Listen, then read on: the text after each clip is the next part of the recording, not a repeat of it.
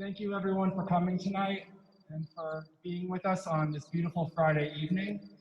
I think we can all say that right now a lot of people are feeling really vulnerable. With the pandemic, it has broken wide open some of the inequities that we have been dealing with, structural inequities, and a lot of families are struggling. So I can understand why people could see this project as a sign of hope. But the promises that TC Buffalo and Amazon are making will not come true. They have skewed the numbers to suit their own narrative. That's right. And they have not taken into account this community. They have sidestepped us entirely. So first of all, Amazon is headquartered in Seattle. That's where its well-paid executives and tech workers live, and where it sources most of the other goods and services that it needs to operate. It has proprietary materials that it has consolidated with very favorable prices to Amazon, to the exclusion of local markets. That's right. Meanwhile, the cities and counties where Amazon locates its warehouses don't get any spin-off benefits from being in its orbit. This contrasts sharply with the development strategy focused on growing local businesses, which is what we are looking for, which is what Amazon is not providing for us. This would create local supply chains that strengthen the regional economy and sustain a wide range of jobs instead of crowding out smaller businesses. Amazon via Phillips Lytle and the MRB Group have stated a median wage around $32,000 for 1,000 workers. They are basing an indirect benefit from the salaries from the 1,000 workers on the assumption that 63% of their gross income will be spent on discretionary spending back into the community. This is simply not feasible. For every $1 in wages paid by Amazon, warehouse workers receive an estimate of 24 cents in public assistance benefits. The average annual amount of public benefits per worker is over $5,200 from an Economic Roundtable survey. This is shameful.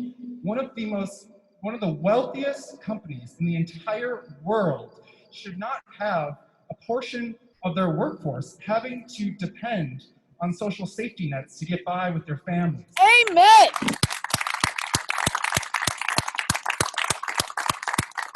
That is completely divorced from taking hold of any sort of civic or communal responsibility. And we refuse to have them be the new custodians of this island, because I, for one, don't trust their intentions and their long-term intentions for this community. There is no covenant in the lease that provides for continuation of the leasee should they leave after the 15-year lease. Right. We are looking for long-term sustainable job creation and growth for families. Amazon will not provide this. That's right. According to Economic Policy Institute's 2018 study, Amazon fulfillment centers do not generate broad-based economic growth. Now let me break this down. The report finds that when Amazon opens a new fulfillment center, it gains roughly 30% more warehousing and storage jobs, but no new net jobs overall, as the jobs created in warehousing and storage are likely offset by job losses in other industries. Why it matters. State and local governments give away millions in tax abatements, credits, exemptions, and infrastructure assistance to lure Amazon warehouses, but don't get a commensurate return on investment. That's what we're seeing right now. We are giving away millions of dollars to a company with a valuation of over $1 trillion. A company whose CEO made $74 billion from January of this year to July 21st. That amounts to just over $15 million an hour.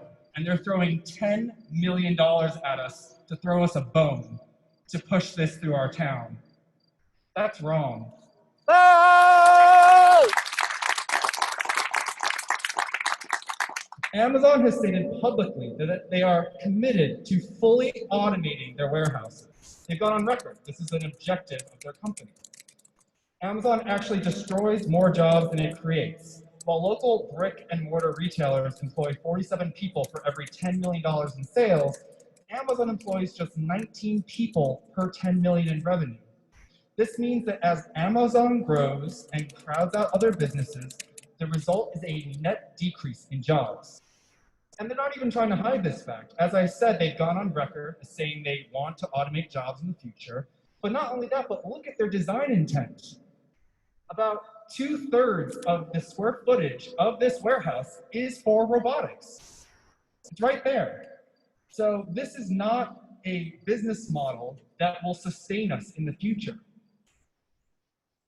For every 1,000 Amazon jobs, you lose 200 UPS, USPS jobs that provide good salaries and good benefits through attrition or layoffs. And with the economic model, this is the trade-off that they were talking about, where when you lose your job that had a higher salary and take an Amazon warehouse job, you are left with the fixed costs of your mortgage, your student loans, your car payments, with a much smaller salary. And you're beholden to a company that does not have your best interests at heart. 14% of warehouse workers are below the US poverty threshold, and 31% are just above the poverty threshold. This is from an economic roundtable study. And like Betsy said, the rate of serious injuries for Amazon facilities was more than double the national average for the warehousing industry. 9.6 serious injuries per 100 full-time workers in 2018, compared with an industry average of around 4.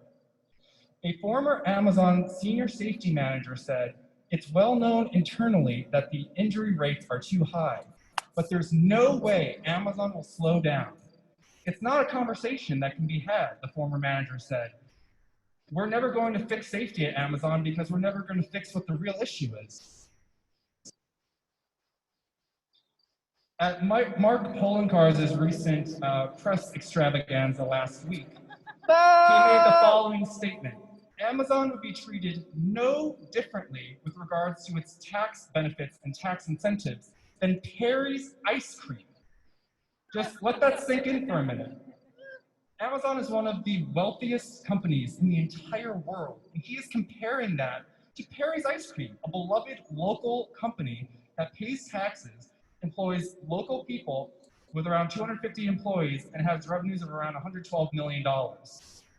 Amazon earned over $10 billion in net income in 2018 compared to $3 billion the previous year, and paid nothing in federal taxes in 2018. These two companies could not be any more different.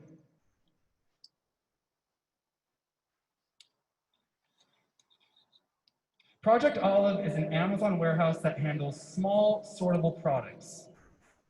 Another Amazon small sortable facility was Coffeyville, Kansas, and it employed roughly 1,000 workers, the same amount that they're proposing for this facility on Grand Island. 15 years after opening in 1999, the Coffeyville warehouse was closed unceremoniously in October of 2014, leaving 1,000 people jobless in a small town. The owner of the warehouse filed for bankruptcy in April of 2016. Who's going to want to buy a huge, massive warehouse when the tenant leaves, especially when that tenant is Amazon? 15 years is the length of Amazon's proposed lease and the length of its payment in lieu of taxes, which is referred to as pilot. It's no surprise that they would determine to leave our area if their taxes went up double the rate under the pilot plan. They will have no incentive to stay here if they could get away with 50% elsewhere, such as Niagara County. There are no guarantees for this building beyond that lease period, and no provision to return the land to its prior state if the facility is abandoned. Just say no. Thank you.